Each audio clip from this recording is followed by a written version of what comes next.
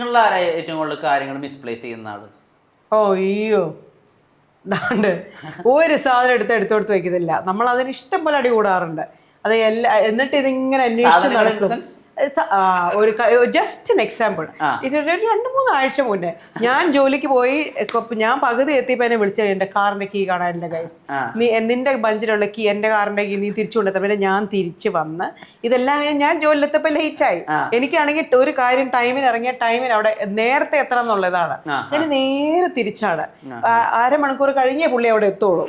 അപ്പോൾ അത് മിസ്പ്ലേസിംഗിന്റെ ഡെഫിനറ്റ്ലി ടെനിയാണ്. ഈ സമയനിഷ്ഠ ഒരു പ്രധാന ഏരിയ ആണല്ലേ? സമയനിഷ്ഠ എന്ന് പറഞ്ഞാൽ ഇപ്പം ഇവള് ഭയങ്കര റെജിമെന്റഡ് ആണ്. ഇന്ന സമയത്ത് ഇന്ന കാര്യങ്ങൾ ചെയ്യണം, ഒരു ടാസ്ക് ഉണ്ടെങ്കിൽ അത് ചെയ്ത് തീർത്തിട്ട് ഇരിക്കത്തുള്ളൂ. നമുക്ക് അങ്ങനെ ഞാൻ കുറച്ചുകൂടെ ഫ്ലെക്സിബിളാണ്. അപ്പം നമുക്ക് കുറച്ച് ലൂസായിട്ടൊക്കെ ചെയ്താലും നമ്മൾ പണി തീർത്താൽ മതി. പക്ഷെ ഇത്ര സമയത്തിനുള്ളിൽ ഇതിങ്ങനെ ചെയ്യണം അങ്ങനെ ചിന്തിക്കുന്ന ഒരു വ്യക്തിയല്ല. അതിപ്പോ നമ്മൾ ആക്ച്വലി വെക്കേഷൻ ഇപ്പൊ നാട്ടിലേക്ക് വരാനായിട്ട് നമ്മൾ എയർപോർട്ടിൽ ഇരുന്നപ്പോൾ എന്നോട് പറഞ്ഞു, ഓക്കെ നാട്ടിലെത്തി കഴിഞ്ഞു കഴിഞ്ഞാൽ ദിവസത്തിൽ 1 മണിക്കൂറിന് മേലെ അല്ലാതെ ജോലിയുടെ അല്ലെങ്കിൽ അതിന്റെ കാര്യങ്ങളൊന്നും എന്നോട് പറയാറ്. നമ്മൾ അതിൽ കൂടുതൽ നമ്മൾ ഇമെയിൽസ് ചെക്ക് ചെയ്യത്തില്ല, നമ്മൾ അത് ചെയ്യത്തില്ല, ഇത് ചെയ്യത്തില്ല എന്നൊക്കെ. സോ അതൊരു അറിഞ്ഞുകൊണ്ടെടുക്കുന്ന ഒരു ഡിസിഷനാണ്. കാരണം പുള്ളിക്കാരിക്ക് ഒരു ലിസ്റ്റ് ഓഫ് താങ്ക്സ് ഉണ്ടെങ്കിൽ അതെല്ലാം തീർക്കണം എന്നുള്ള ആഗ്രഹം. എനിക്ക് അങ്ങനെയല്ല. Let us figure out our life. ഇവിടെ വന്നിട്ട് നമ്മൾ ജോലി ചെയ്യാനാണെങ്കിൽ പിന്നെ വെക്കേഷൻ വിടുന്ന കാര്യം. അപ്പോൾ അത് നമ്മളൊന്നും ഈ അടുക്കി പെറുക്കി വെക്കുക, ഓർഡർനെസിന്റെ ആളാരാ? അത് ഞാനാണ്, ഉറപ്പായിട്ടും ഞാനാണ്. അപ്പൊ അലങ്കോലമാക്കുന്നതിന്റെ ആളാരാ? ഇതായിരിക്കുന്നു. പക്ഷെ ജീവിതം നമ്മൾ ഭംഗിയാക്കി. എന്താണ് അലങ്കോലം കൊണ്ട് ഉദ്ദേശിക്കുന്നത്? ഇതേപോലെ തന്നെ എല്ലായിടത്തും അവിടെ ഇവിടെയൊക്കെ ഇടുക, മാറി വരുന്ന ഉടുപ്പുകൾ അവിടെ ഇവിടെയൊക്കെ ഇടുക, ഷൂസ് ഇടുക, അതൊന്നും എനിക്ക് ഇഷ്ടമല്ല. എടുത്തോടുത്ത് വെക്കുക എന്നുള്ള ഒരു രീതിയിലാണ് ഞാൻ. അപ്പോൾ അപ്പം ഞാൻ തുടങ്ങും, ഇങ്ങനെ ഇത് കണ്ടാണ് പിള്ളേർ പിടിക്കാൻ പോണത്, നീ അപ്പൻ ഇങ്ങനെ ചെയ്യണ്ട, പിള്ളേർ ഉറപ്പായിട്ടും അങ്ങനെ ചെയ്യും എന്ന് പറഞ്ഞു. ഒരു കാര്യം, ഒരു വ്യത്യാസം ഒന്നും വന്നിട്ട്. ഇദ്ദേഹത്തിന്റെ മികവ് ശരിക്കും അപ്പൊ എന്താണ്? ഈ ചോദ്യത്തിന്റെ ഇവനത് വീണ്ടും അവിടെ നോക്കുമ്പോഴേ നമുക്ക് ആ മികവിലേക്കുള്ള പോക്ക്. ശരിക്കും ഇദ്ദേഹത്തിന്റെ മികവ് ഇപ്പൊ എന്ത് ഏരിയയിലുള്ളത്? Creativity. Other than creativity, Tenny is a very loving person. Tenny is a very forgiving person. ഞാൻ അത്ര forgiving അല്ല. ഞാൻ അവൻ അന്ന് എന്നോട് അത് ചെയ്തിരുന്നു, അത് ഞാൻ ഇനി റെസ്റ്റ് ഓഫ് ദ ലൈഫ് ഓർത്ത് വെക്കും. തിരിച്ചൊന്നും ചെയ്യണം എന്നില്ല, പക്ഷെ അതെന്റെ മെമ്മറിയിൽ നിന്ന് പോകത്തില്ല. പക്ഷെ ടെനി അങ്ങനെയല്ല. ടെനി അത് ഇപ്പൊ നമ്മൾ അടി കൂടിയാലോ അങ്ങനെയാണ്, ഞാനത് ഓർത്ത് വെക്കും. നീ അന്ന് എന്നോട് പറഞ്ഞ ഓർക്കണ്ടോ എന്ന് പറഞ്ഞ് തുടങ്ങും. അതെ 10 വർഷങ്ങൾക്ക് മുന്നേ അത് ഓർത്ത് വെക്കും. പക്ഷെ ടെനി അങ്ങനെയല്ല. അടി കൂടി കഴിഞ്ഞ് കഴിഞ്ഞാൽ വി ടോക്ക് അബൌട്ട് ഇറ്റ്, കുറച്ച് മണിക്കൂർ ചിലപ്പോൾ മിണ്ടാണ്ടിരിക്കും. അത് കഴിഞ്ഞ് സ്വിച്ച് ഇട്ട പോലെ, ഒന്നും അറിയാത്ത പോലെ മൂവ് ഓൺ എന്നും പറഞ്ഞു വരും. അത് ചിലപ്പോൾ എനിക്ക് പറ്റത്തില്ല. So Tenny is a very forgiving person. ഈ ഓർമ്മശക്തി എന്താ ഇത്രയധികം ആലോചിച്ചിട്ടുണ്ടോ? 10 വർഷം മുമ്പുള്ള അടി 1980. അതെനിക്ക് തോന്നുന്നു ഈ ഒരു ജനറ്റിക് മേക്കപ്പിന്റെ പ്രത്യേകതയായിരിക്കും. സ്ത്രീകൾ പൊതുവെ അങ്ങനെയാണെന്ന് തോന്നുന്നു. ഐ തിങ്ക് ദേ റിമെമ്പർ അങ്ങനത്തെ കാര്യങ്ങളൊക്കെ കൂടുതലും ചിന്തിക്കാറുണ്ടെന്ന് എനിക്ക് തോന്നുന്നു. പക്ഷെ ഇവിടെ എന്തായാലും അങ്ങനെയാണ്. നമുക്ക് ഒരു കാര്യം നമ്മുടെ പറ്റി പോകുന്ന കാര്യം മറക്കാറില്ല. ഓക്കെ. ആരാ കൂടുതൽ അണ്ടർസ്റ്റാൻഡിങ്, അങ്ങനെ പെട്ടെന്ന് കാര്യങ്ങൾ ക്ലിക്ക് ആവുക, അങ്ങനെ വന്നിട്ടുള്ള ആരാ? നമ്മൾ രണ്ടുപേരും അത്യാവശ്യം അണ്ടർസ്റ്റാൻഡിങ് ആണെന്ന് എനിക്ക് തോന്നുന്നു. ഈ ക്വാളിറ്റി ടൈം പരസ്പരം കൊടുക്കണം എന്നുള്ള ഡിസിഷൻ ഇനീഷ്യേറ്റ് ചെയ്തത് ആരാ? ടെനി ആയിരിക്കും. എനിക്കും വേണം എന്നുണ്ട്. ഇപ്പോൾ നമ്മളിപ്പോൾ നമുക്ക് വീക്ക് ഡേയ്സ് എല്ലാം എക്സ്ട്രീംലി ബിസി ആയതുകൊണ്ട് വീക്കെൻഡ്സിൽ അറ്റ്ലീസ്റ്റ് നാപ്പ് ടൈമിൽ രാവിലെ കുറേ പണികളും അതും പിള്ളേരെ ക്ലാസ്സുകൾക്ക് കൊണ്ടുപോകാതെ ഇതൊക്കെ ആയിരിക്കും. ഉച്ചയ്ക്ക് വന്ന് ഞാൻ കുറച്ച് നേരം കിടക്കുമ്പോൾ എൻ്റെ കൂടെ വന്ന് കിടക്കണം, മിണ്ടണം, നമുക്ക് ചുമ്മാ വർത്താനം പറഞ്ഞ് കിടക്കണം. അത് എൻ്റെ ഒരു കോൺസെപ്റ്റാണ് അത്. So that is me asking him, you have to give me time. ചുമ്മാ വെറുതെ ഇരിക്കാനായിട്ട് എൻ്റെ കൂടെ വന്നിരുന്ന് ചുമ്മാ കെട്ടിപ്പിടിച്ച് കിടക്കാനായിട്ട്. അതേപോലെ തന്നെ ടെനിക്കുണ്ട്. നമ്മൾ ഒരുമിച്ച് പിള്ളേരില്ലാണ്ട് നമ്മളെപ്പോഴും വർഷത്തിൽ ഇത്ര വട്ടമെങ്കിലും നമുക്ക് വെക്കേഷന് പോകണം എന്നുള്ളത്. അത് ഇറ്റ് ഇസ് എൻ അതൊരു കോൺഷ്യസ് ഡിസിഷനാണ് നമ്മൾ ചെയ്യുന്നത്. അതെനിക്ക് ഭയങ്കര നിർബന്ധമാണ്. ഇല്ലെങ്കിൽ അത് വൈകിട്ട് അടിയാണ്.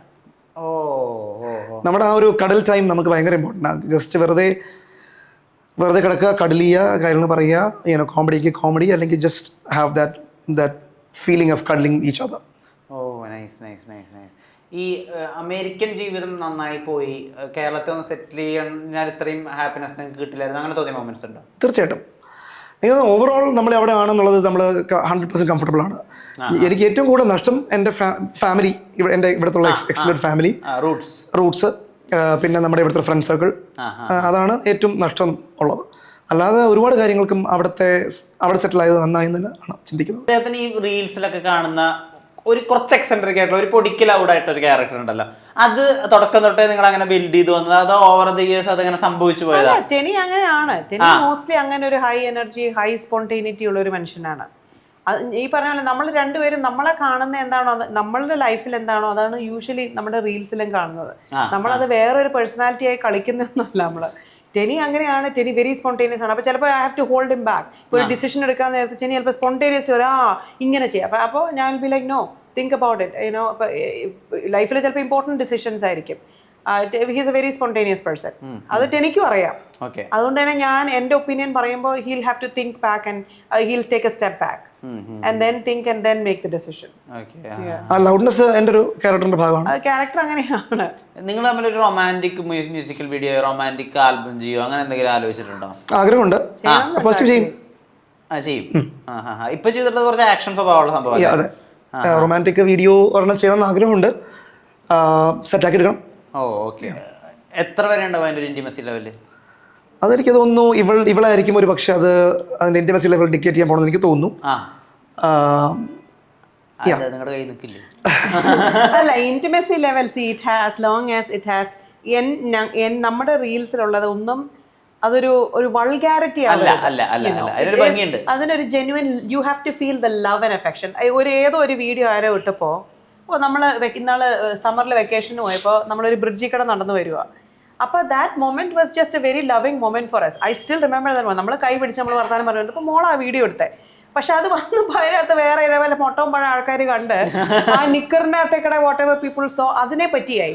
So I got upset you know. അപ്പോൾ ആരും അതിനകത്ത് ഇട്ടപ്പോൾ ഞാൻ അതിന് തിരിച്ച് റിപ്ലൈ ഇട്ട് ആ കമന്റ് ഇപ്പോഴും ഇതിനകത്ത് കിടക്കണ്ട്. അതിനകത്തുള്ള സ്നേഹം നിനക്ക് കാണാൻ പറ്റാണ്ട് പോയല്ലോ എന്ന് പറഞ്ഞു.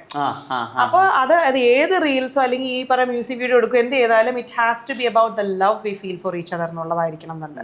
It is never about the actual എന്താ പറയുക ഒരു vulgarity or it is never about how sexual എന്നുള്ളത്.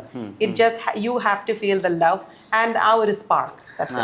Back to your question about the intimacy. അതിപ്പം എനിക്ക് തോന്നുന്നു ഇന്റിമസി ഡയറക്ടേഴ്സ് ഒക്കെ ഉണ്ട്. ഇല്ല, നമുക്ക് ഇന്റിമസി ഡയറക്ടേഴ്സ് ഒക്കെ ഉണ്ട്. അപ്പം എനിക്ക് തോന്നുന്നു ഇവളെ സംബന്ധിച്ചോളം എനിക്ക് അങ്ങനത്തെ കാര്യങ്ങൾ എക്സ്പീരിയൻസും ആഗ്രഹമുണ്ട്. എൻ്റെ കൂടെ മാത്രമല്ല, even as an actress if she ever gets to perform with somebody else, അത് യുനോ ഇന്റിമേറ്റ് സീൻസ് മാത്രമല്ല ആസ് an actress, അത് ഒന്ന് കോച്ച് ചെയ്യപ്പെടാനും ആ ഒരു കാരണം ഷീ ഈസ് ടാലന്റഡ്.